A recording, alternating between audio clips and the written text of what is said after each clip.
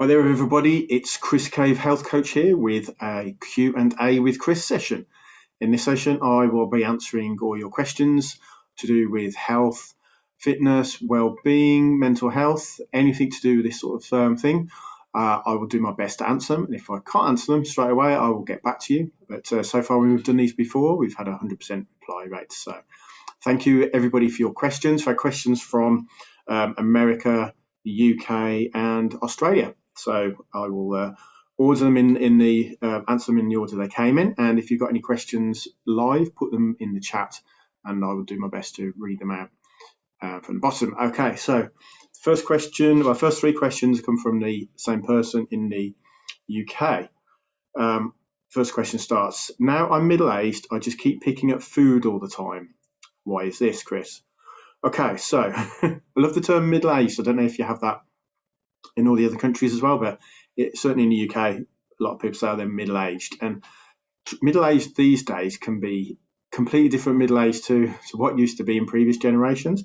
So in the old days, when people used to think they were middle-aged, they think they're like 50 or 60 or 40, and it's changed over the generations. And now people think that middle age is now 50, 60, whereas before people used to think it was 40. So anyway, with the middle-aged question, why am I picking up food all the time? Now, it depends. As we get older, each year we get older, we do slow down. Our metabolism slows down a bit. We have a bit less energy. Not always the case, but tend to find that normally happens, don't you? So in this case, I'd recommend that think about when are you picking up food all the time. You haven't said when exactly, but if it could be because you're sitting down at night and you're watching the telly more than you used to, or if you've got a family and perhaps you're tired at the end of the day, you're picking up food because you're tired, or you sat down and you're watching the telly, and when you're sitting at the telly, you're not moving around, are you? So because you're not moving around, you're just sitting there, and it's almost like you're slightly bored, and you're not not moving around, you're not being so active, so your brain's not having to do lots of things, your body's not moving around, so you're just like, oh, what can I do? I'll pick at this, pick at that. Whereas I'll give you an example. So yesterday, when I was teaching a spin class last night, I wasn't even hungry when I got back. It had burnt like 500-600 calories. And you think, oh, you'd be really hungry. Whereas if I hadn't been there and I'd just been working all night with clients, sitting down at a desk, then I probably would have been more hungry, because you're sitting there and you're not really moving. Even though your brain's working, you're not necessarily moving. So for this answer, I'd say it could be to do with your metabolism. It could be another issue that you need to speak to your doctor, GP about, because it could be lots of different things. But I'd say in general, it could just be that you need to move around a bit more, and then you're less likely to want to keep picking up food. Hope that's answered that question. Next question, how do I get rid of middle-age spread? Oh, that's a difficult question. We could talk for hours on this one. So middle-age spread, if you're not sure what that term means, it's a term in the UK that we use for when you sort of get into your 40s, 50s, 60s, you tend to get that sort of the fat increases in your belly and your hips and your bum. And it never used to be there when you were younger, but now it just seems to sit there. And however hard you try, it's really hard to get rid of it, isn't it? And I know for a lot of women, when they've had children, they often say, you never get rid of that mummy tummy. It's really hard to get rid of, and that is true. In most cases, it is very, very, very difficult to get rid of. And for men as well, they don't have babies, but obviously when they get older and they put on weight, it goes straight on the belly, doesn't it? And that's why you see a lot of big bellies. In the UK, we call it a beer belly.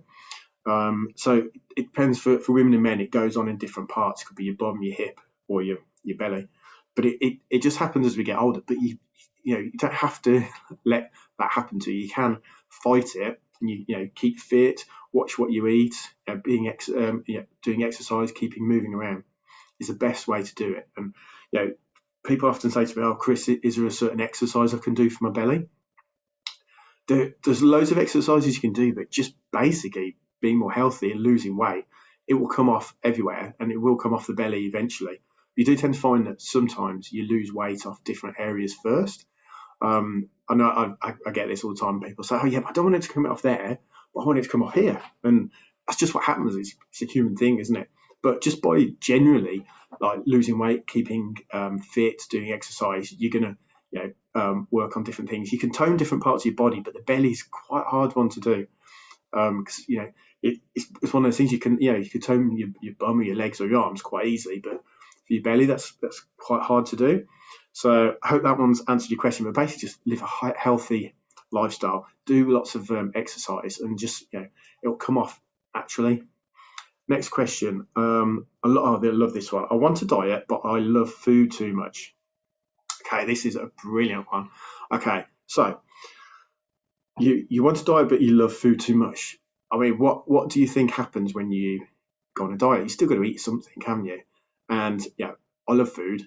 I could eat junk food if I wanted. I don't particularly like that, but I eat quite healthy food. I absolutely love it. I remember in the old days, before I went on my health mission in 2016, I'd eat Domino's pizzas, which are really, really unhealthy. I'd eat McDonald's with my son and things like that. But when I then started eating healthy food, I actually enjoy healthy food far more than unhealthy food. If you have really nice like salmon with loads of lovely vegetables, that tastes so much nicer than a burger and chips. Trust me. And with things like this thing, so a pizza, you can replace pizza with all sorts of nice wholesome food, and you can still eat things like a steak. If you got like a lean piece of steak, you can still eat that, but rather than having it with chips and onion rings, have it with some lovely vegetables, like lovely fresh vegetables. And so you don't have to give up everything. You can still love food. I mean, I love like chicken and fish. I love my vegetables and things like that. And so yeah, you don't have to. You can still, trust me, you can still love food. It's just what the food you're giving up. So I hope that's answered that one. My blood pressure is too high. What should I do? Okay, this is a difficult one. So I'm not a doctor or GP, so I would certainly go and see your doctor. But your doctors will tend to sort of say, well, with blood pressure, sometimes it's you inherit it.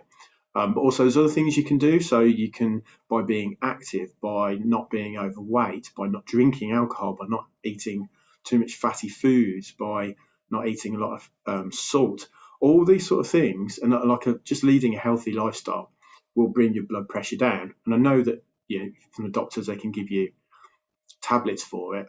And I know someone who drinks like 5 cans of lager every night, and he's got diabetes and very high blood pressure, and he has tablets rather than not having the 5 cans of lager. And I know if I was that ill, I'd give up the 5 cans of lager rather than have to live on tablets. But if you could do anything to decrease your blood pressure, have it as healthy, then I'd certainly do that. So just to say that again, so being active, eating the right types of food, not having too much sugar, salt, and definitely alcohol. Those are the best ways to do it. Okay, but I would also go and see your doctor if you're worried about it. Okay, next question. Oh, I love this one because this used to be me. I feel like this one's from the UK. I feel like if I go to the pub with my friends or mates, I have to drink beer. Okay, a brilliant question. So thank you to Guy who sent this one in. So you have to drink beer if you go to the pub. Okay, yeah, you don't have to. Pubs these days sell all sorts of drinks, and I know my personal trainer at the gym. He never goes to. If he did go to a pub, he certainly wouldn't have beer. But he still has a really good time.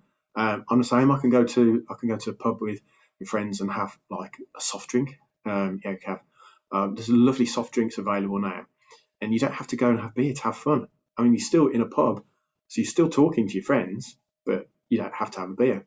If they take the mickey out of you, or if they joke about you, then that's their problem, isn't it? If you think the next day, you will remember everything and you won't have a bad head, whereas they probably will have a hangover the next day, feel groggy, and not remember anything from the night before, and lose half a day by still being in bed, whereas you wake up fresh. So I hope that's answered your question. And I'll give you an example. So I've got a really good friend called Richard, and before 2016, we go out on a Wednesday night, often to the same pub, and we'd have the same beers every night. And we were both like overweight, and then when I went on my health mission, I was like, oh no, if I don't go to the pub on a Wednesday, Richard, our friendship's just going to be in jeopardy. That's part of our life, but it wasn't. So what we actually did was we cut down by how, instead of just having like drink beers all night. We do a pint of beer and a pint of water, a pint of beer, a pint of water for a few weeks. And then we actually went to non-alcoholic beer instead of the alcoholic beer, which tasted pretty much just as good as the normal beer. And we still had a fantastic evening. We still had a laugh. We didn't feel ill the next day, and we were still good mates. So there you go, just goes to prove it. And then we tried that for a few weeks, and after a while, we're actually like, well, we can still have a really good time. We don't even need to go to the pub anymore. So actually, after that, you never believe it. We used to do like workouts together instead, and we'd have like really good music, get some weights, and like in one of his spare rooms, just do weights instead. We'd like loud music, still have a laugh, and then have some water afterwards, and so you're healthy to eat. And it was like, so you're killing two birds with one stone, which is an English expression, but so you're actually like still having a good time and you're exercising. So there you go. I hope that answers that question. My Christmas frock doesn't fit and I need it for December. Okay, the word frock, don't know if you have that in the rest of the world. So frock is a dress, I think, or an outfit. So my Christmas outfit doesn't fit and I need it for December. Okay, so it might be a bit late for this, but it depends how big you've got. And obviously during COVID, everyone's put on a lot of weight. And the clothes that we used to love probably don't fit, because if you probably wouldn't have worn it last year in lockdown. So it's probably the year before. So that's 2 years since you've potentially worn that outfit. So that's probably the reason why it doesn't fit. But you still can get into it just by, don't go on a crash diet, because crash diets aren't going to do you any good. Start to lead a healthy lifestyle now, not just waiting until the new year. Do it now. Say, I don't know how many weeks you've got till your Christmas party, but just work on it. Just concentrate, be focused, know why you want to do it. I did this with a client a few years ago, and they had a wedding coming up in like three months from when we started, and I think it was 91 days. And the mission was, before those 90 days, to fit in this amazing dress. And so what she did was she had the dress hanging up in her bedroom, so that every morning and every evening when she went into the bedroom, she saw that amazing dress that she wanted to fit in. So she knew why what her mission was. I mean, she wanted to lose weight anyway, or to be healthy. But that one particular thing of seeing that dress hanging up every single day for 90 days, she actually fitted into it. I think it was about 72 days. So she was over the moon. And then she was so proud and happy when she went to the wedding, and everyone was like, "Oh my God, you look amazing in your dress." And to her, that was amazing. So I mean, it depends how long you've got, but I would say just be focused, know why you want to do it. And love this expression is, in the UK we say a dog is for life, not just for Christmas. And it's the same with health. Your health is for life, not just for Christmas. So I know you probably want to fit into your Christmas outfit now, but just think your health is forever. If you want to live longer, look after your health now. Yeah, not just for Christmas. So I hope that one helps. Next one, how can I build up my immunity, please, Chris? Okay, so I'm not sure this is a COVID question or just immunity in general. So immunity, obviously in winter, there's a lot of coughs, colds, illnesses going around. And during COVID, obviously our immunity's changed because we've all been locked up and away from people and wearing masks. So the best way I would say for immunity is vitamin C is so important. And when we were kids, people used to say, if you have an apple a day or an orange a day, it keeps the doctor away. It's one expression. Or by having an apple or orange a day, the vitamin C helps your immunity. And trust me, this works. Like when my son was younger, I was always getting colds. I was always ill. In this country, we call it man flu. I was always getting man flu for like 2 weeks at a time. And, it was awful. Whereas now I never get ill pretty much, which, like, touch wood, don't want to get ill tomorrow now, but touch wood, because by eating the right foods, getting loads of fresh air, keeping active, looking after yourself, vitamin C, things like that, will boost your immunity. I mean, it won't protect you against everything, but it'll certainly improve. And if you do get ill, then hopefully your body, will have, be fitter, and it'll be, able to fight the virus quicker.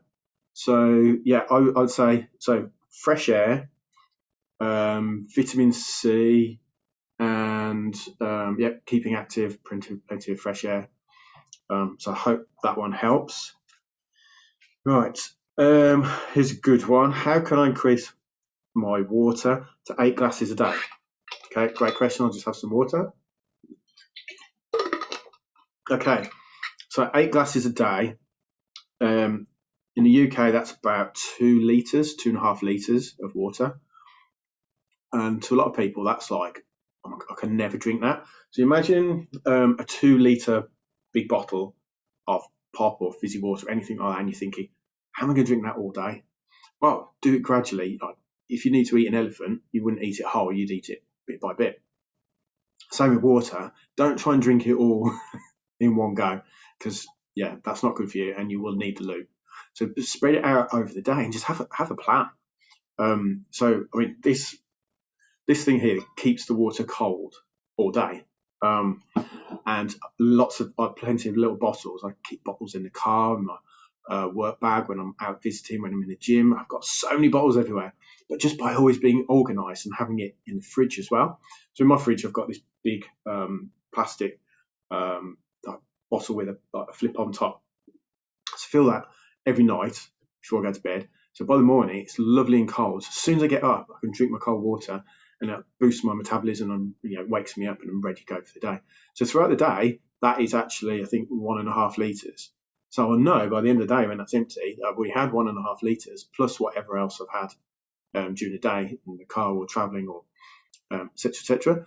But obviously, if you go to the gym as well, you do need more water than that as well. So I'd say if I teach a spin class, I need a lot more water, maybe another half a litre to a litre just during the class, because you're sweating so much and you're perspiring, and you need that water to rehydrate you. Otherwise, you will not feel good. So trust me. So just build it into your system, and just think, don't see water as the enemy.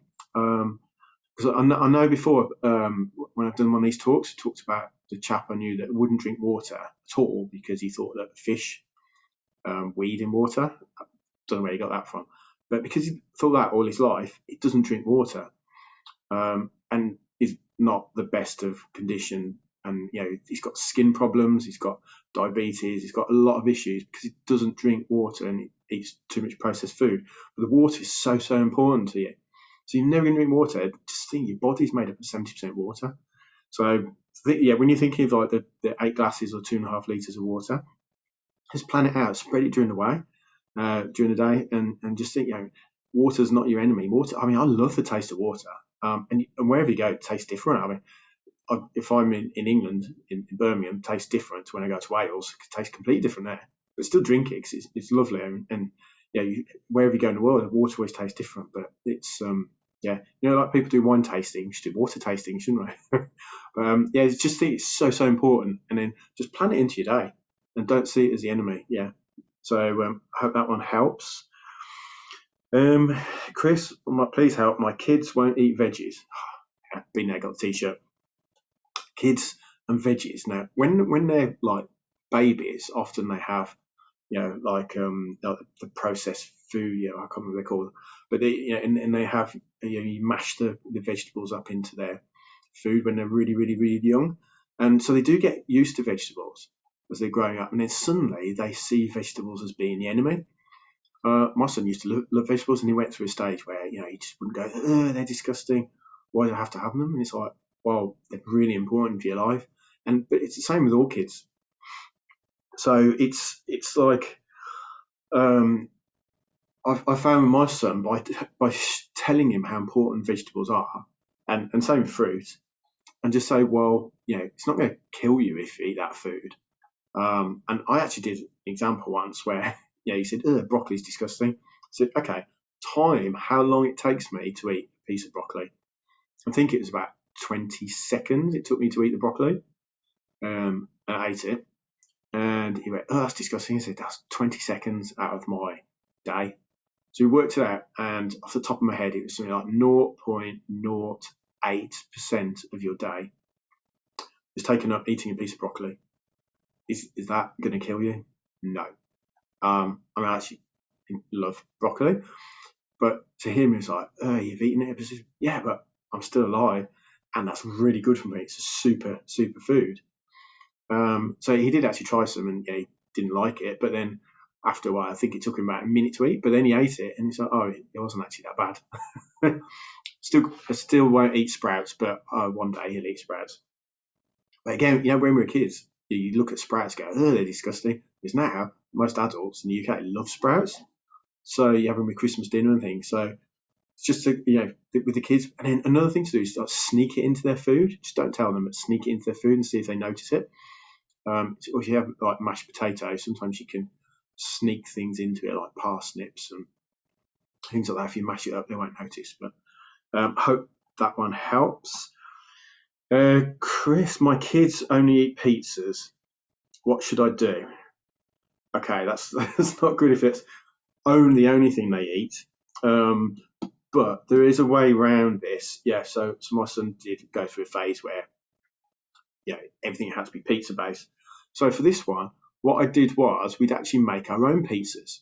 Yeah, if he wasn't prepared to give up his pizza from the shop, I certainly wouldn't get him on Domino's pizzas. But frozen pizza, if you actually make it yourself or just parts of it. So what we used to do is get a tortilla wrap rather than a fatty pizza base.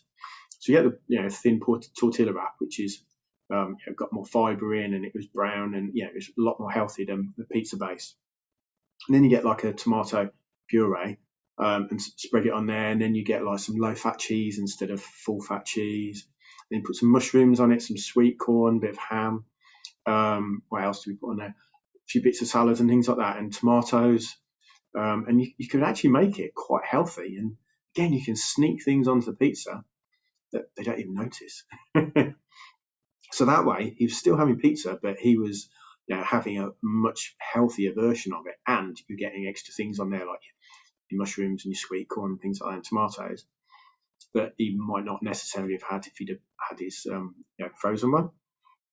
So I'd say, if that's the only thing they'll eat at pizzas, get them to help you make it, because it's actually good fun. I mean, it makes a bit of a mess in the kitchen, but it's great fun.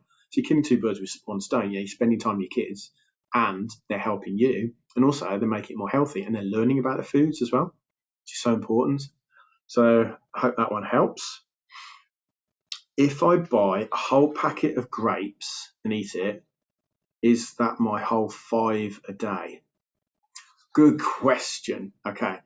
No, this is a difficult one because a lot of people think, if I've got to have 5 a day, have 5 the same thing.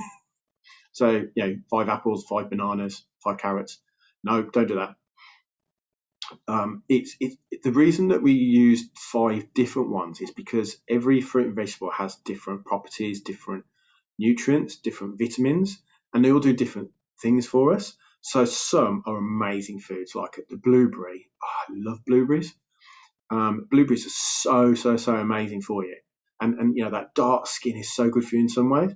But other things, like say an apple is full of fibre, and it's full of lots of like vitamin C and lots of other things that is again really good for you.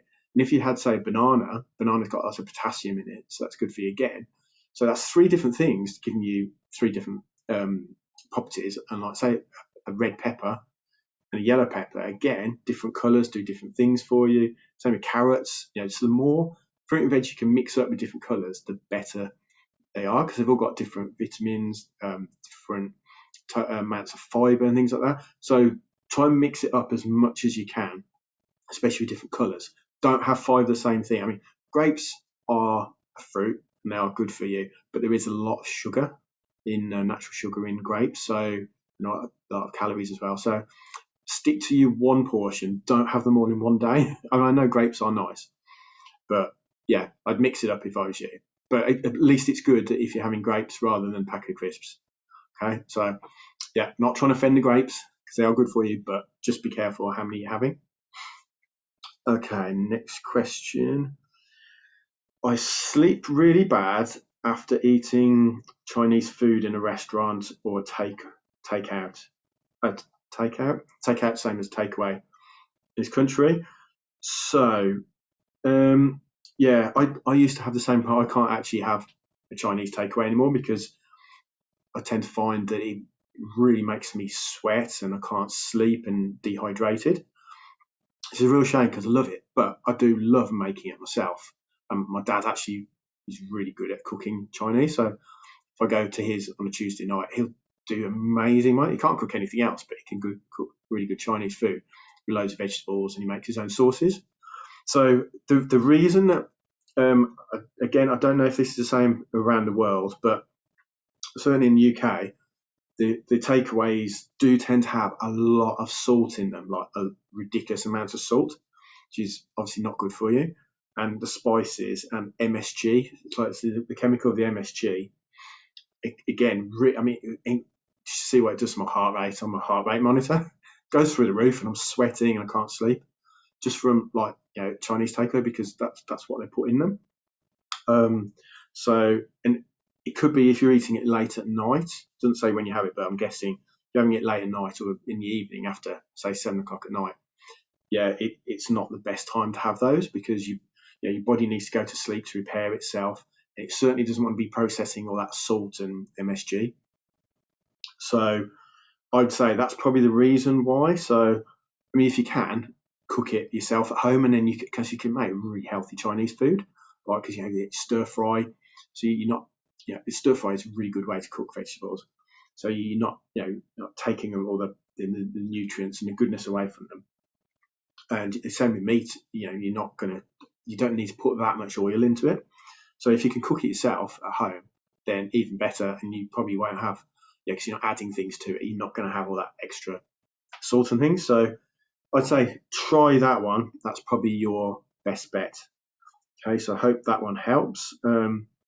Again, I have the same problem if I have Indian food, the spices. I mean, I'm not, my stomach can't cope with it, and it's always embarrassing. I have to have the least spicy thing on the menu when I go into an Indian restaurant. I'm one of the people who has a korma, because I'm not heavyweight at all when it comes to spices. Just because it just doesn't agree with me, and everyone's different. So some people, my dad can have a vindaloo, and he'll be okay. Well, he doesn't sleep very well, but it's just what we're used to. Again, if you can cook it yourself, it's fantastic. You save money, and also you know what goes into it. Whereas if you're buying something, it can be anything, any takeaway, whatever it is, you don't know what's in it, do you? Whereas if you're cooking it yourself, you've got more of a chance of knowing what's in it. So hopefully that answers that question. Oh, wow, we've got through some questions already. Let's check chat. Okay. Okay. This question, yeah. Kidney stones. Okay, so thanks for that question. So kidney stones, again, I'd suggest you see your doctor, GP, but also kidney stones. If I remember right, there's about 8 or 9 things that can cause kidney stones. So it could be any of those. And I've actually had a kidney stone before, which was a bit of a mystery. But because none of the things I did at the time would, according to the list, would create the kidney stone. But sometimes you can just have a kidney stone because of one thing. And it could be to do in the past, because often a kidney stone can take, if I remember rightly, 7 years to form and to grow bigger. So it could be what I was doing 7 years ago. And 7 years ago, I did not lead a healthy lifestyle. So that could be the reason I had a kidney stone, because kidney stones, some of the reasons, some head is salt. So salt can cause kidney stones. Another one is red meat. If you eat a lot of, especially steak, fatty steak, that can cause kidney stones. Pork as well, processed meat, like your hams and your bacon, anything that's been messed around with, like a red meat, that can lead to kidney stones. But not enough water. I mean, I was talking about water earlier. Water is so important to keep hydrated, but because think about it, your kidney needs water. So if you're not giving it enough, then it's not good for it, is it? So again, kidney stones can be caused by lack of water. So, but I mean, I drank loads of water at the time and didn't have that much salt. But you don't know what salt's in food that you haven't made yourself. As I said, if I was having Chinese takeaways with tons of salt that I didn't know was in there, that could have been a reason. Another classic one is exercise and leading a healthy lifestyle. So if you're overweight and you're not leading a healthy lifestyle, again, kidney stones could come from that. So I'd say check it out with the doctor, and happy to help you on this one. Because obviously I've had one before, and it's not nice. The kidney stones are so painful when they come out. So get in contact with me about that one. Next question. Oh, I love this one. I can't give up caffeine. Help, in capital letters. Okay, caffeine. Yeah. So did you know that caffeine is addictive, and it's like actually classified as a drug, because caffeine does, it's like an addiction, isn't it? And I guarantee if you're regularly having caffeine and you give it up tomorrow, it's going to take you a week to get over it, and you will feel ill for at least a week. I once gave it up when I did a detox. I felt ill for 10 days, and it was just the caffeine. So you don't realise until you give it up. Yeah. So everyone goes on about caffeine, go, yeah, I can't survive that caffeine. But yeah, try going out caffeine. And yeah, it's actually got a name. I think it's called caffeine flu. So with caffeine flu, your body's like so used to it. It's like if you gave up smoking as well. It'd be the same. So suddenly your body's going, whoa, where's it gone? And the caffeine is like, it's not quite a poison, but it's like that sort of thing, because it's a chemical inside your body. When you suddenly go out, it's going to cause like reactions, and your body's like going to feel pretty rough. Trust me, I've tried it several times, and it's not. Yeah. So I'd say, going back to the question, you want to give up caffeine, don't go cold turkey and do it overnight. Do it gradually. So that's where a lot of people make a mistake of just completely go cold turkey and stop all caffeine overnight. You can try that, but I'd say do it gently, do it gradually. If you're having 4 cups of coffee a day, cut it down to 3, then to 2, then to 1, or go from caffeinated coffee to decaf. Now, a lot of people say, decaf coffees taste disgusting. Yeah, it can do. But if you find the right one, then you can do it quite easily. I mean, I once did a coffee tasting test. It was decaf against caffeinated one. I couldn't even tell the difference. In the decaf was actually tasting nicer. But then I've had decaffeinated tea before. Oh my God, it tasted horrible. It was not nice. So yeah, you just need to test it really, I'd say, for that one. And just be careful and just go slow. So, and then you can swap it for other things. So try swapping caffeinated coffee for decaf. Maybe if you're on espressos, go down, try to different strength of coffee first. Go for Americano, and then gradually wean yourself off it. And then same with tea. So go from caffeinated tea to cut down on the numbers of it, and then go to decaf tea. If you really don't like decaf tea, then I've got one here actually. So excuse the mug. This is a fruit tea, and it's actually Twinings Glow, and it's like a fruit tea. It tastes really nice. You don't need to put milk in it; you just put boiling water in it, and it tastes really nice. I've had some like green teas that taste horrible, but that one was really nice. And green tea is funny taste, and do be careful, because green tea does contain some caffeine, unless it says on the box decaffeinated. But yeah, just green tea on its own can taste pretty nasty, but you can get loads of nice fruit ones like lemon or strawberry and things like that, and berries, they taste really nice. So yeah, so again, try that. So yeah, if I answered your question, yeah, and then also if you really need a hot drink, I love like lemon. Get a fresh lemon, cut it up, put it in your boiling water or hot water, and have like a lemon tea, and it's really nice. I mean, it's good for you as well because of vitamin C, and lemons are superfoods anyway. But I'd say try that, because you'd be amazed. Just you go, oh, that's actually not too bad. So yeah, don't give up caffeine straight away. Do it gradually. Drink water as well, because coffee can dehydrate you as well. So water will rehydrate you. Okay, so let's check the questions. Yeah. I love this question. Thank you. I'm not sure which country you're from, but is healthy food? Why is healthy food so expensive?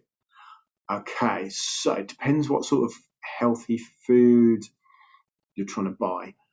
Now, I would say I get this loads of times, especially when you're working with families on a limited budget, and they say, go to McDonald's and get all this cheap food. Yeah, it's not actually that cheap because it's not good quality food anyway. And by the time you've had like 4 or 5 meals, that's probably far more expensive than creating like a really nice, wholesome, healthy meal anyway.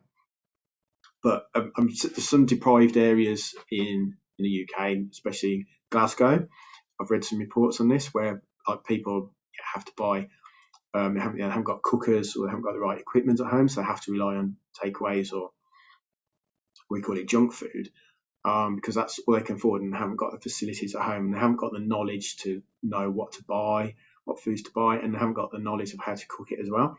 So if you think about it, like if my car breaks down today, I wouldn't know how to fix it because I wouldn't have a clue where to start. So I'd get help from a garage. If you suddenly want to go from living off processed food or takeaway food to go into healthy food, you probably have got this image that healthy food is expensive. And if you go to a posh shop, there's a posh supermarket near here where it is really expensive for healthy food, for the fruit and vegetables, because they're like things you would not normally see anywhere else. But you've got like the other supermarkets where you can get much cheaper fruit and veg in bulk packets. You can get like packets of apples for £1. You could get 6 apples in there. I mean, think about 6 packets of crisps would cost more than 6 apples. An apple's far more better for you. So it doesn't always have to be expensive healthy foods. It's just what you buy. Obviously, if you're feeding 5 people, rather than having fish and chips from the chip shop, which again probably costs you £6 per portion per person anyway, you could go out and buy really expensive fish from the fish shop, the fishmongers, or the supermarket. But again, you can buy frozen piece of fish that's really, really healthy for you, so you don't have to spend a lot of money. And often you can just Google or go on YouTube on how to cook a certain meal. You get the answers out, and we couldn't do that in the old days, but now it's so easy to do that. So I'd say in this instance, don't see it as being a barrier that healthy food is expensive, because it can be, but it doesn't have to be. Like eggs are really, really, really good for you, and they're really cheap. And you can like make omelettes for next to nothing and put good stuff in it. So I did this experiment with one family, and the kids loved omelette. So I mean, they're having say 2 or 3 eggs each in the omelette. They put mushrooms in it, a bit of milk, so they're getting lots of protein. They're getting good things from like the mushrooms. I think what else they put in there, and they put other things into the omelette. And so it was a really cheap meal, and it was really good for them. And they didn't complain about it, because they actually thought omelette isn't seen as, it is healthy, but they didn't see it as that. So hope that answers that question. We're just going to have a very quick break, grab some water.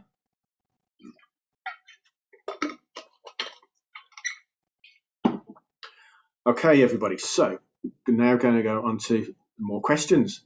So we've got questions in the chat and questions written down. So this question has come from UK.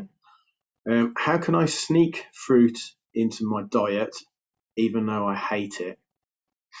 Okay, so guessing that means you hate fruit, and you know you need to have it, but you hate it. Okay, so the answer is smoothies.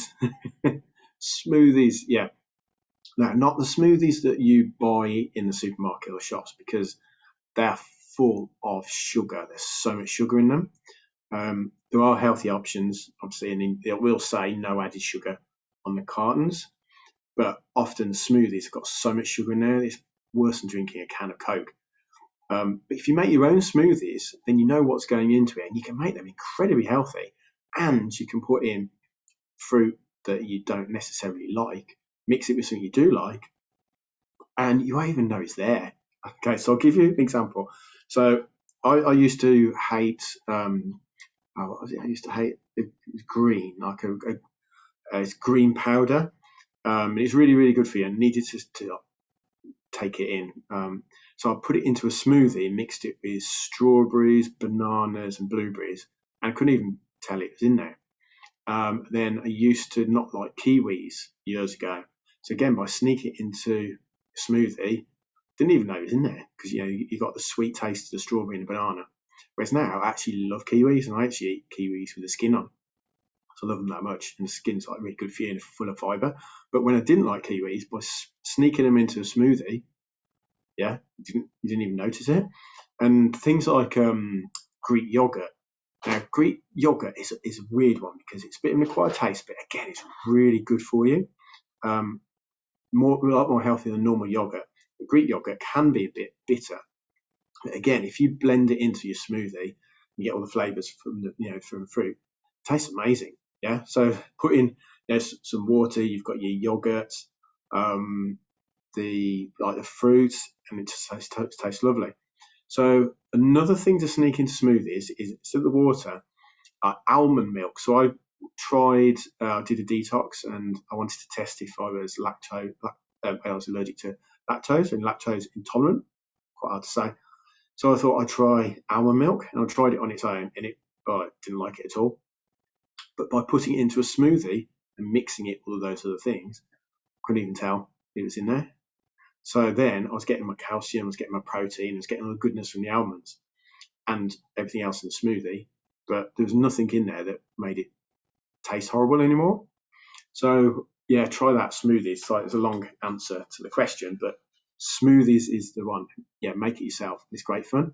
Just remember to put the lid on top of it, because I made one on the sun once and it all exploded over the kitchen. Yeah, it's not good. There's another tip for you. Okay, got on here. How can I eat healthily on holiday? Okay, thank you for that question. That's a really good question. How can I eat healthy on holiday? Again, depends where you're going. So, one of my shows, I interviewed a chap called Richard, who was one of my clients, and he loves going on cruises. Absolutely loves every cruise he goes on. They always have nice food. They have buffets. They have the restaurants, and you can dress up, meet the captain and the crew, and all that. It's all very, very posh, and everyone looks forward to the special meals. And he'll say, this first one to say, everyone just pigs out on all the food because there's so much food that you paid for, all you can eat. So you just keep going back and eating loads. So then you put on loads of weight, don't you? And it isn't always the most healthy of foods. There is healthy food, but for breakfast there might be loads of cakes and croissants and pastries and butter on everything, and things like that. And you probably eat far more than you would if you were at home. So again, that's a really good example where you can eat healthy on holiday. You just have to be careful. So and Richard came up with this because he was doing really, really well, and then the minute you go on his cruise, he put the weight back on again. So then he was just like, well, actually, not all the food on the cruise is bad. So instead of having unhealthy food, he'd make healthier options. So he'd always go for a lovely salad, because they do really, show me pictures, they do amazing salads. I mean, you can't beat a Greek salad, can you? And a lot of salads can be lovely. So you fill your plate with your salad, and then you go for like high protein things like fish or chicken. So if you're in the Mediterranean, especially, you have lovely fish, fresh fish. So you wouldn't necessarily have that at home. So try different types of fish, and in that way you're having it as part of your buffet meal, and it's really healthy. It's really good for you. Fish is so good for you. All the omega-3, and you've got protein in it, the healthy good oils, good fats. So yeah, go for fish and things like that, and salads and healthy things. And they always have fruit, don't they? Lovely fruit bowls for breakfast. So don't have the croissants and the pastries, even though they might look nice. You can eat all them, you'll feel ill for a bit, then you get a sugar rush where you go, whoa, high up, and then an hour later you'll go down, feel a bit tired and lethargic, and then you'll be hungry again and want cravings and you want to eat again.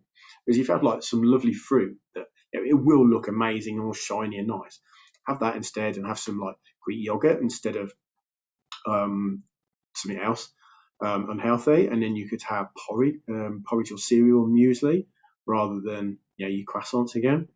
And instead of having your toast with tons of butter on it and jam and things like that, just go for a healthier option, and sure, you can find much healthier things there. So you don't have to do it. And then if you are on a cruise, they have swimming pools and gyms. I mean, they always send me pictures of gyms, and gyms look amazing, but there's no one ever in them. Why is there no one in them? Why do cruises have such fantastic gyms and no one uses them? But if I was there, I'd been there the whole time. But it is one day, if we go on a cruise, I could actually hopefully lose weight by the end of it. That's a challenge. We'll see what happens on that one. And then again, if you say not just cruise, let's think of another one. Say you go to Greece, and then in Greece, you tend to find when Brits go to Greece, sometimes they do go a bit out of control and want English food when they're there, which is a bit weird. Why would you go to a lovely country like that and not want to eat their food? Very strange. But yeah, in the Mediterranean, they have the most amazing foods. You've got like fresh fish and meat, the most amazing salads and vegetables, and healthy foods. So you could eat really, really healthy when you're on holiday. So I hope that's answered that question. And somebody asked me a question a couple of days ago about airports. Again, because of security, you can't take your own food through security, can you? So you tend to find that once you've gone through, you haven't got any water or liquid, and you haven't got any food. Well, that's take. So then you've got to try and find some healthy food to take on the plane. So some of the airports I've been to, as soon as you get through security, what happens? All you got is like McDonald's, Kentucky Fried Chicken, Wetherspoons pubs. It's literally everything. It's really unhealthy, isn't it? You can go to some of the little shops and buy some water because you do get dehydrated on planes. So if you buy water, it might cost a bit, but it's probably cheaper than alcohol or cokes and things like that. So to try and do that, hopefully you can get some fruit to keep you going. I'm sure you could probably take nuts with you anyway. Check before you go, but I'm sure you could probably take nuts. So you can survive without having to eat really unhealthily when you're traveling. Not a question on the list, but in the car, if you're traveling long distance by car, again, you can have all sorts of snacks and water. Whenever I'm taking my son somewhere, we always have, there's like a compartment in the car where you can keep all your nuts and healthy foods, and they don't melt and or don't get damaged by the sun or anything. And then water, so try and keep, you can even take a little cool bag. That's what we do if we take our water somewhere when it's hot. Not that it's hot that often in the UK, but so you can just be planned, just be organised, and that's the way forward. So I hope that has answered that question. Sorry, I didn't catch your name. Next question. My NYR is to lose weight, but I struggle. Any tips? Oh, NYR, guessing New Year's resolution. We do this in the UK. Again, not sure if you do it in America, but basically, New Year's resolution happens on the 1st of January, where everyone's completely picked out over Christmas, eating way too many chocolates, mince pies, massive meals, parties, drank tons, and they've put on loads of weight. So the New Year's resolution is 1st of January. Right, that's it. I'm going on a diet. I'm going to lose 5 stone in a week. I'm going to go to the gym. I'm going to join a gym. I'm going to lead a healthy life. How many New Year's resolutions do you know that you stick to? And at the end of the year, you go, oh, wow, I actually did 5 of my New Year's resolutions. Guarantee there's not many. I'm trying to think what my New Year's resolutions were from last year. And yeah, I'm sure pretty much all of them didn't achieve, but I did some of them because I set them as a goal and I knew why I wanted to do them. Whereas the ones that are a bit wishy-washy, where you just think, oh, I need to think of a New Year's resolution off the top of your head, it's not really going to succeed, is it? To be fair, is it? Whereas if you're like, right, I'm going to lose this much weight by this much day, I'm going to do it by doing this, this, this, and this. And the reason I want to do it is this. You're far more likely to do it than everyone that just goes, oh, I've eaten too much over Christmas, I need to lose weight. Because you won't. And an interesting fact, it's about 97% of diets fail. And in most cases, people actually put on more weight than they started with. Diets didn't work. I mean, I hate the word diet anyway. But why is that 97%? That's ridiculous amount. But I know what I mean. This is an exercise I do with my clients to, before they even work with me. So why do you want to lose weight or get healthy? Know exactly the reasons. And if I'm not convinced they're determined to do it, if they just go, oh, because I want to lose weight, or the doctor said I've got to lose weight, that's no good because they won't. However good I am, they have got to do it in their head. And if it's not in the head, they're not going to succeed. I could spend my whole life helping people, but if they don't know why they want to do it and they're not determined, it's never going to work, is it? So at the end of the day, like 2/3 of the population in the UK and America are overweight or obese, but we're not stupid. We all know why, how to eat healthily or live a healthy lives. It's not rocket science, but 2/3 of people don't do it. And I used to be one of them. I knew that eating pizza was bad for me. You still do it, don't you? So it's this mindset, isn't it? You've got to know why you're doing it and have the reasons, and then you're doing it. So did I answer the question? Any tips for New Year's resolution? Okay, don't wait till the 1st of January. Why do you need to wait till the 1st of January? Because January is normally a depressing month anyway. So basically, you're going to go on a diet in the most depressing month of the year. Sorry if you've got a birthday in January, but do you know what I mean? In the UK, like, it's cold, it's miserable. Everyone's run out of money because they spent it all at Christmas, and everyone's just fed up in January. And that's the worst time to go on a diet, isn't it? So do it now. Why wait till January? Do it now. And then, like, you're not going to pig out over Christmas then. If you like trying to watch what you're doing and you're aware of it before, then you won't have put on half a stone over Christmas. Then that means you don't have to lose that extra half a stone on the 1st of January, because I guarantee it won't work. So there you go. If I answer that question, So number tips are know exactly, if you do have to do it on the 1st of January, if you really must do New Year's resolution, know why you're going to do it, have a plan, have a strategy, get people on board, like accountability, and get help. Because if you do it on your own, I guarantee it's not going to work. But if you've got all your friends and family involved, you've got a health coach or nutritionist involved, you go to a gym and you book yourself into things, trust me, you're far more likely to do it, aren't you, than just saying, I'm going to lose weight. So, and if you don't listen to that a bit, and one of your New Year's resolutions is to lose weight in January, try that, and then come back to me on the 1st of February or 1st of March and let me know how you got on with that one. That'd be interesting to see, wouldn't it? Have some more lovely water. Okay. So, and if it's called different name to New Year's resolution in other parts of the world, let me know, because I'd love to know. Okay, I'm always skipping breakfast because I'm in a rush. What can I do to change this? Okay, that's a classic one, isn't it? I'm always skipping breakfast because I'm in a rush. Okay, hands up, everybody, or put thumbs up in the chat if this is you. Yeah, we all do it, don't we? We all rush because we've got such busy lives. We need our sleep, and we like get up in the morning, and the last thing you want to do is prepare lovely, wholesome breakfast, because people again think having healthy breakfast takes ages to do. It doesn't really. So for this one, I'd say plan, prep. Be organised, get it ready the night before, know exactly what you're having for breakfast, get it laid out or prepped or ready, so that you're not going to skip it in the morning. Because skipping breakfast is a really bad idea. Because think about it, your body's just woken up, it's like ready for the day. It needs fuel, doesn't it? You wouldn't get in your car and not fill it with petrol. So do the same with your body. You need to fuel your body for the day. Because there's a lot of debate as to whether breakfast is the most important meal of the day. Personally, I think it is, because you're fueling yourself for the day, because you're going to need all that energy, and your body's been repairing itself all night, so it needs more fuel, it needs more nutrients and vitamins to get it going for the day. And I guarantee, if you don't have breakfast by like mid to late morning, you'll get cravings then. And so by avoiding breakfast, you'll then probably have a cake or a biscuit or something really unhealthy. And then you think, well, what was the point of that? So I missed breakfast because I was in a rush, and instead I'm having really unhealthy. So what's that going to do to your body? Not good. So again, being organised, so make sure you've got the right things in stock. So whether it's eggs or porridge or milk or cereal, muesli, fruit, anything like that, just make sure you've got it in advance and then it's ready for you.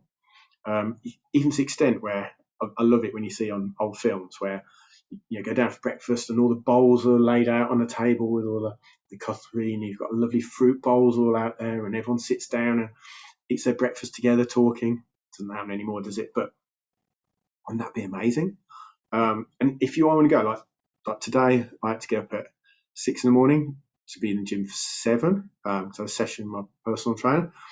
So I knew, in advance, but I knew, because I was working till late last night, I knew, right, as soon as I get up, got a plan, I know what I'm having for breakfast. I knew I had to have it straight away, because I don't want to be sick when I get in the gym if I've just eaten. I need my body to process that good food before I get in the gym. So again, like just thinking like what can you have? And if you really are like, sometimes I have to have a protein bar because I know it's got all the protein I know it need and it's got all the vitamins and nutrients, but it's not ideal. But to make porridge and eat it before you go to the gym at 7, that I probably would not have been well. But another day when I'm not in the gym at 7, then yeah, make porridge and with blueberries in. So just plan ahead. Okay, next question. I hate cooking, so how can I eat healthy meals? Okay, but you ask any of my friends, I'm not the best cook in the world. I eat really good healthy foods. I know what to buy and know what to eat. Where if you saw the ones I create, I mean, I don't do loads of pictures and put it in Instagram of my dinners because my presentation is shocking. There's not many men that produce lovely, fantastic looking meals. If that is you, congratulations. Please give me some tips.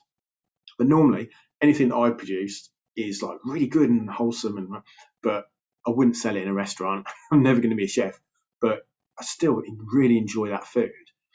And presentation might not be brilliant, but I know that it's fueling my body and it looks great. So you can still eat really healthy. You can have like fish and vegetables. They don't take long to cook at all. You could probably do that in 15 minutes. And you can prep your vegetables the day before, cut up whatever it is that you're having, vegetables, have them washed, ready to go, boil them, and have them with your fish, which would be really quick. Again, chicken doesn't take that long either. So you do a really healthy meal within 15, 20 minutes, no problem at all. Omelets, really good. You can have them within 10 minutes, I reckon. So yeah, don't worry about it. Don't think that you have to be like Master Chef to eat healthy, to cook healthy meals. So I hope that's answered your question. The next one, this is right. I want to do exercise, but I don't know where to start. Okay, so I've already done this as a talk, so you can watch that in my catalogue library, but you don't know where to start. So the best thing to do is research and get help, because obviously if you see people joining a gym in January and February and they go there first time and see all these like amazing shiny machines and no one tells them what's going to happen, they're not going to come back, are they? They go, wow, that looks like a bike, that looks like a running machine. What do I do? How do I press the start button? How do I get it to do? What incline do I need? What speed do I need? If it's on a bike, what like resistance do I need, and all these sort of things. And that's why a lot of people go into the gym and like leave pretty much straight away, because they don't know. So you just need help. Ask someone in the gym, because it'd be a pretty rubbish gym if they didn't even tell you how to operate things. They didn't give you free induction. Because otherwise, I mean, that was me when I first went to a gym. I think I was 29, and it really scared me because I was like, whoa, what the hell do I do with this stuff?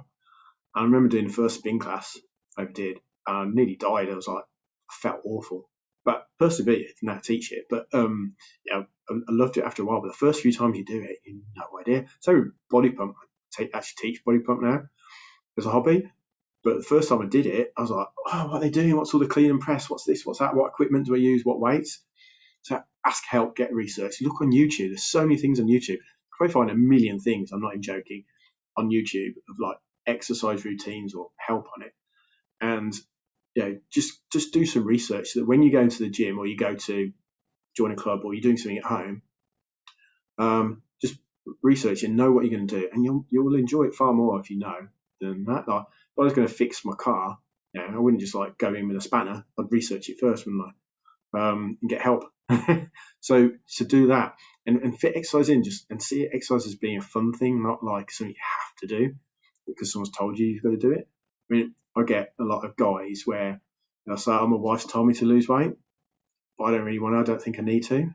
But their wives or partner or somebody's nagged them to, that's their word, nagged them to do it. So if someone's nagged you to do something, you're not going to do it, are you? If I nag my son to tidy his room, he's not going to do it, is he? But there's ways around it. So just plan the exercise and see it as a fun thing, and find accountability partners. So have a friend go with you. If you're going to join a club or go for a walk or do it with somebody else. Don't just do it on your own, because you won't enjoy it. Don't just go to a bike shop and buy the most expensive bike and then like I don't know what to do with it now. Do loads of research to like find out what type of bike you should do, where you can go, like nice cycle lanes, get a helmet, get the equipment, but just like plan ahead and think, oh, if I go buy a bike, I'm going to cycle here, here, here. Check that you can actually go there and it'll fit in your car, or well, however you're going to get your bike there. Just plan ahead and just check it's okay first, rather than trying it for the first time and go, well, I just spent £2,000 on a bike. Oh, what do I do with it? I don't know how it works. So you go. Hope that has answered that question. Okay, vitamins. Okay, so should I take vitamins instead of eating the right food? No, don't do that. So you can buy vitamins. Now, vitamins, vitamin pills that you can buy. I mean, I've seen them in Poundland. You can buy vitamins for £1. How good quality do you think they're going to be for £1? Probably not the best. And or you can spend hundreds and hundreds of pounds on vitamins. And again, they're better quality, but do you really need those? Now, there's some I'd say you do need, especially if you're a vegan. Vegans do need vitamin supplements because they can't get the right vitamins from the meat because they're not having meat. And again, there's other types like vitamin D. So vitamin D, you get mainly from the sun. You can get it from foods as well, but most of it you get from the sun.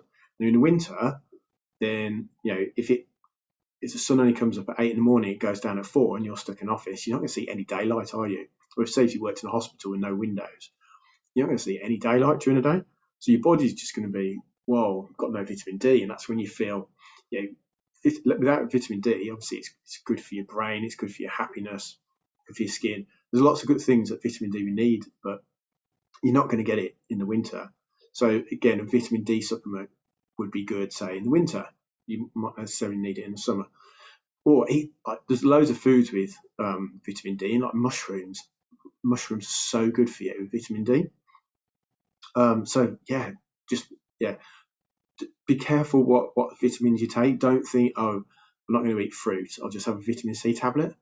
No, don't do that. You really need everything else from the fruit. It's not just vitamin C that you need, it's all the other bits from it as well. So, don't buy really cheap ones. If you do need them, I'd say check it out with your doctor first if you really do need them. But most vitamins you can get from your food. There are exceptions. Okay, so I hope that's answered that question. Similar questions here. Is fasting good for you? Depends what you mean. Is it intermittent fasting rather than fasting? Obviously, certain religions do fasting, and then intermittent fasting is when you have a large gap, say 12, 16, 18 hours gaps where you don't have food. So it could be you eat and finish eating at 6 o'clock at night, and you don't then eat till 10 o'clock the next morning, which obviously during that time is quite a long time to not eat, but your body will appreciate that sometimes. So I'd say it's a difficult one because, I mean, I 10 minutes ago I was saying about how good for you breakfast is, but then if you're doing intermittent fasting, you can't eat till 10 o'clock, then you're not really gonna you're gonna miss out, aren't you? And your breakfast is that super fuel to start you going. So I'd say we'll talk about this one. I'll get in touch with you and we'll talk about intermittent fasting because it is a difficult one. It depends on your circumstances and why you want to do it. But certainly intermittent fasting is good for you, and I would say do it where you can, but not all the time because you still do need your breakfast sometimes. It depends on your situation and things like that. Whereas fasting, where you just don't eat anything, is not good for you. There are diets where you have under 500 calories a day. That is dangerous. Don't do that. Even under 1,000 calories a day, you have to be really careful of that because you want to make sure you've got enough like vitamins and minerals and proteins and things in it. If your body goes without that, it's going to go into panic mode and like just hold on to the fat. So after a while, you won't lose fat, but you won't lose weight because the body's in panic mode and you feel lethargic and your body goes into panic. So it holds on to everything. And your metabolism really slows down, so then you'll have no energy. So I hope that one's answered the correct. That question is very similar to one on here. Right, let's have a quick break before the next set of questions. Keep the questions coming in.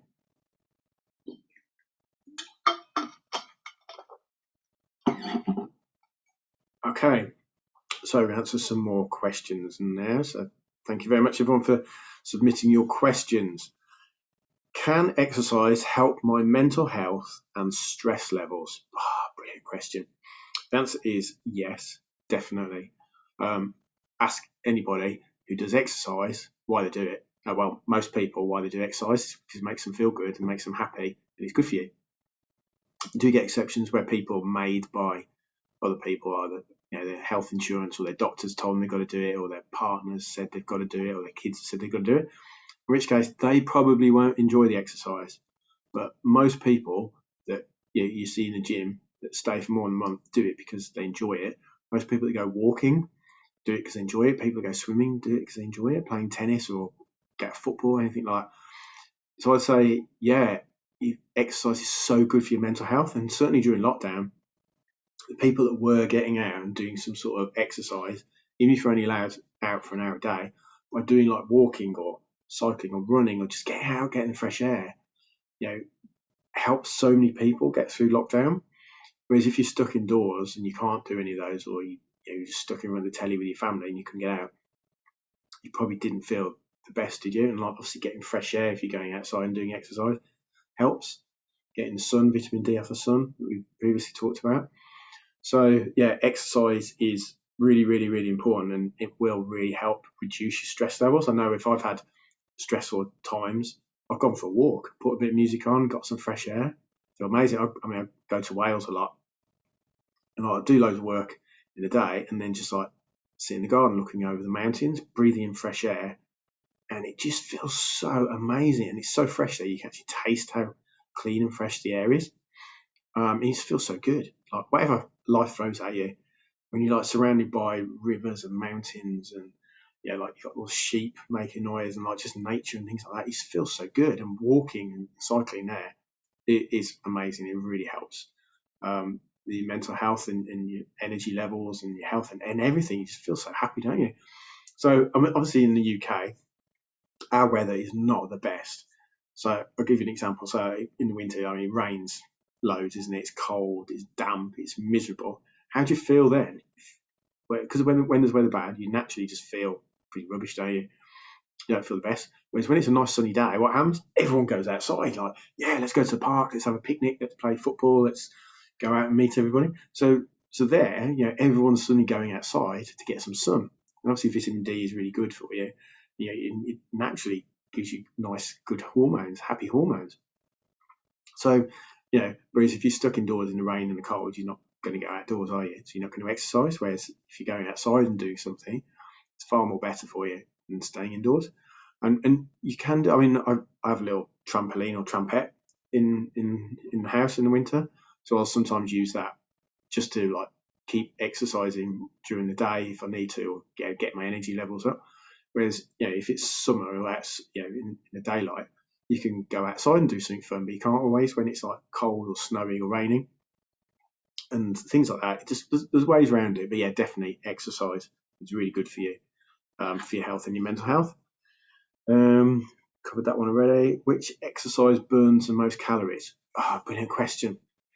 I don't think there's a right answer for this one because everybody's body is different, and with age and everything. So some people might find football, like professional footballers, run miles and miles and miles, don't they, when they're playing a game? They burn so many calories. They ache for days afterwards. They are so fit. And they need to be fit because there's so much running around and backwards and forwards and chasing the ball and everything. Again, if you play like squash or tennis, that's very fast. There's a lot of movement going around. Whereas if you're playing, say, if you're doing like bowls or 10-pin bowling or think of something else, golf, you're not burning so many calories, but you're still moving around. So you just got to think, well, what gets you to move? Any exercise is good for you. If you're playing balls or bowls and throwing the ball, you're still moving. Whereas if you're playing football, you're probably burning a lot more. But if you're playing football, where you just, you see the kids at school, they just don't move around. They're not burning that many calories, but they could be doing all sorts of other things where they are. So again, and if you're a really good one for this one, is like HIIT exercise, so high interval a high intensity interval training where you got stop start, so your heart rate's going up, down, you load loads of different things. It's far better for you than doing, say, a 10-mile run where you're constantly running at the same speed and your heart rate's not changing. Whereas if you're doing something where the heart rate's going up, down, high intensity, low intensity, and you're moving around lots, doing different things, then that's much better for your body. And with the EPOC effect, you'll burn more calories throughout the day. So when I teach a spin class, we don't just sit there or stand there on the same resistance for the whole 45 minutes. I mix it up in every single track. So we do different things. You could do like dips, you could do jumps, do standing jogs, standing runs, sitting jogs, sitting runs, and mixing it up. And then that way your heart rate's going up, down, you're moving different parts of the body. Going up a massive mountain on high resistance is completely different to going flat out on low resistance. So it's all about getting your heart rate going all the time and different actions, which is better for the body than doing the same thing at the same things. Like, so if you're cycling at the same speed or running at the same speed all the time, you won't burn as many calories as, say, doing a HIIT session. So I hope that one answers that question. If I start exercise, how can I stay committed? Okay, I think you mean if I start exercising now, how can I stay committed? Okay, e.g. 3 months. I'd say for this one, you've got to find an exercise that you really like. There's no point doing something you don't want to do, you don't enjoy, because you won't enjoy it and you won't like it and you won't do it again. And then you won't gain from it. You won't feel happy. But if you find something you really like, it'd be amazing. So I'd say for that one, you can be committed to it if you enjoy it. And again, it's about mindset. I'm going to do a whole talk on mindset. But if you think, I'm doing the exercise because I want to do it and I'm going to enjoy it, then you're far more likely to be committed to it than if you aren't committed and you're just like, I don't really want to do it, but I've got to do it. So again, another example of a spin class, because it's really good music and I let people put requests in, it's like their favourite tracks. When they hear their favourite track, they're going to work so much harder and enjoy it far more than if they went cycling on their own down a country lane with no music on their own.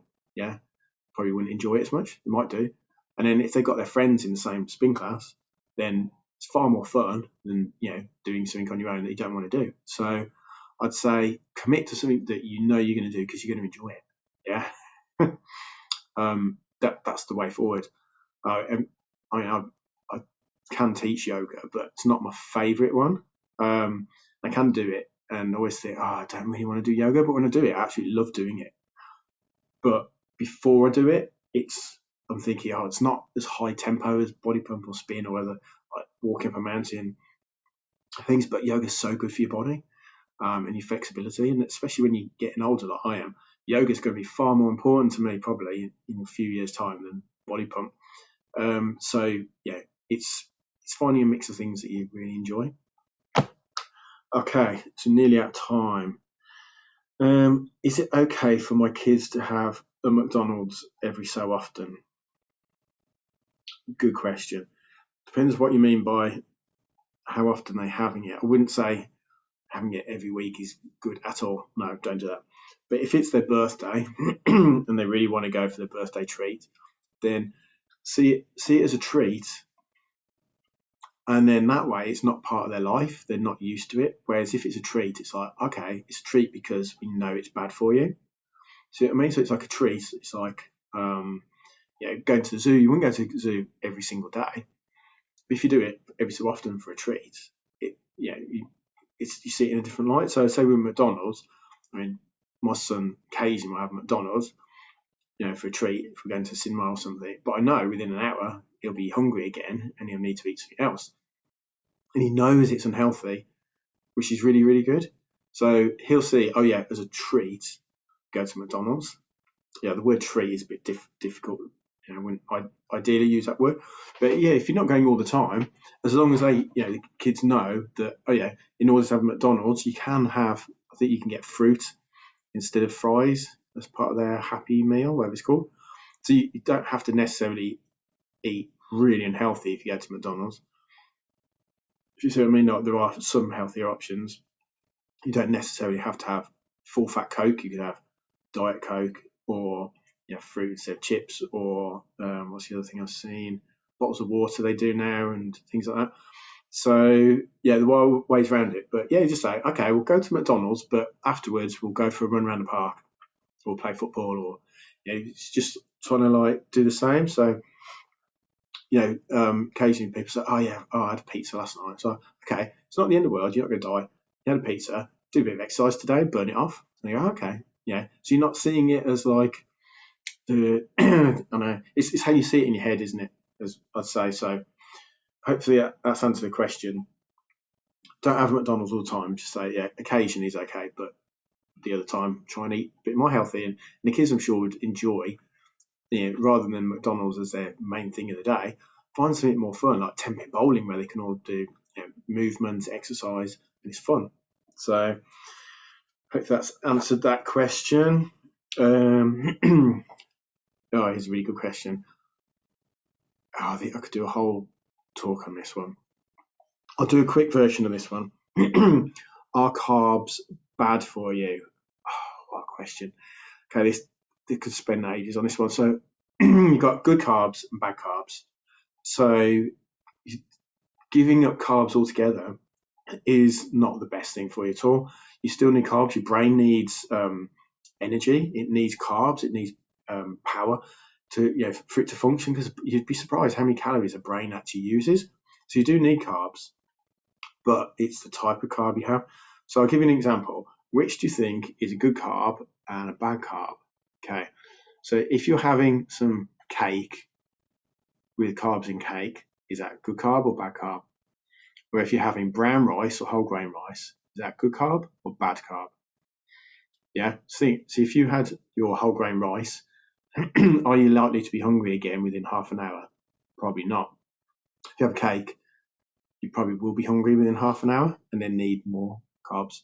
So like white bread and brown bread, if you have white bread for breakfast, you're probably going to be hungry much quicker than if you have whole grain brown bread, because you got more fiber in it and protein. And with good carbs, you don't get hunger pain straight away. And like especially with fiber, I mean, fiber fills you up and protein fills you up, so you won't feel hungry straight away. You probably get hours without being hungry again. Whereas if you have white bread or white carbs, white rice, sugary nonsense stuff like that, they're bad carbs and you get hungry straight away, and there's no goodness in them. So I'd say, don't see calories as evil. You do need calories. It's just be careful what sort of carbs you have. Okay, we'll do one more question. We could save something next time. This is a good question. Again, I'll do a whole talk on this one. What healthy snacks can I have during the day? Excellent question. Not quite sure what country you're from. So this is a really difficult one, because I have actually done a handout on this, but it's more for the UK. But I have also seen some for America, because obviously the snacks got different names there.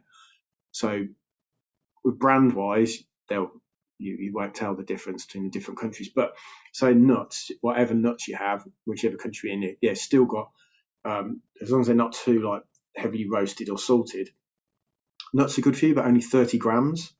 Of almonds, walnuts, pistachios, cashews, things like that are good for you, but just don't have the ones that are salted or dry roasted, because they're not good for you.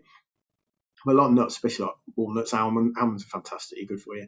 They will fill you up, and they're good for you. I mean, even though they've got some fat in them, like the fat in almonds is really good for you. So no one's actually asked the question, is fat good for you? Because that's a really good question. No one's asked that one.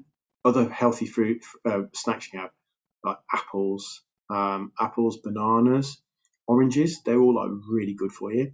I have blueberries. I love blueberries as a snack, because they fill you up, but they're so good for you. They're only little, but they're amazingly good for you. So again, have healthy snacks. You don't have to have a packet of crisps and donuts and things like that as a snack, because you will feel hungry pretty much straight away, and they're not good for you. And then your blood sugar levels are going to go up, down, up, down. Whereas if you have things like nuts or apples, they'll keep your glucose levels and your blood sugar levels like stable throughout the day, so you won't get hungry and you won't get spikes. You won't get like a lull, brain fog. So yeah, I'd say do that. Just think about what snacks you're going to have. Okay, all the other questions are emailed ones, so we'll call that a day today. So thank you ever so much, everybody, for your questions you submitted today, both live and by email. Hope I've answered all of them. There's none that I need to come back to you on, so that's good. And if you've got any more questions, please let me know. We'll be doing more of these sessions because they're so good, and like the questions you've all asked are amazing. And if there's anything I can do to help, just let me know. And the people that have gone live, well done. I hope you've learned from that, and hope you enjoyed the answers to the question. Even though we're all in different countries, got people from around the world. So anyway, so enjoy that. Hope they answered all the questions. Enjoy the rest of your day. I'll speak to you soon, and just remember, keep healthy, live longer, and but at the same time, have fun. Enjoy your exercise, enjoy your water, enjoy everything I said today. And like health, one of the brilliant questions we had today. It's like, I can't go on a diet because I love my food too much. There's amazing foods. I love food, but the food I love is so healthy, so good for you. Anyway, I'll speak to you soon. You take care.